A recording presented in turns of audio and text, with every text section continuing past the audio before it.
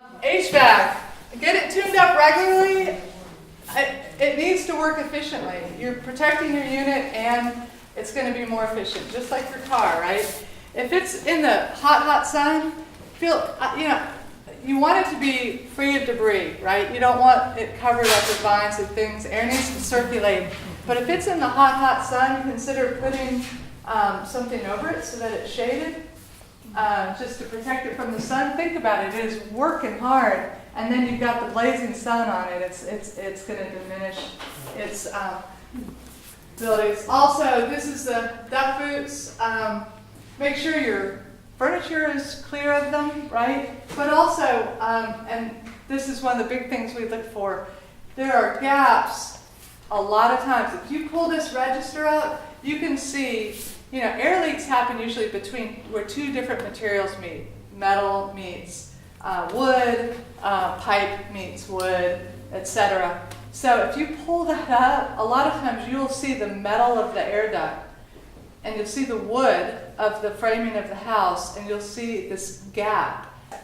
With that one, you can use caulk or expanding foam, depending on how big the leak is, and you can seal those up. That is such an easy DIY. Anyone can do it.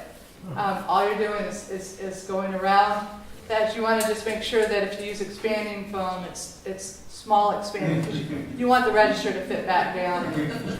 This is the condensate line up here on the top. Have any of you noticed the condensate line? So remember, we were talking about how your HVAC system also conditions your air so it pulls moisture out. And so that's where that moisture exits the house. It gets filtered through your HVAC system, it takes some of the moisture out, and it comes out your condensate line. You need to make sure that condensate line is clear, otherwise that water can back up into your house. I actually had a landscaper come out to my house, and a couple of days later I went down into my basement and there was some water. Not a lot, but there was some water, and I was like, what in the world? And I was so proud of myself, because like 2 years before I would have called the plumber or I would have known what in the world, I couldn't.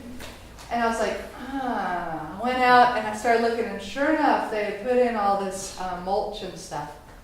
And I pulled it back, and I found that condensate line, and it was clogged up, and I just cleared it out, and water just started running out of it. I just saved myself $200 on a, so that's really important, and your system won't work efficiently unless that's clear. Go ahead. Clean your vents.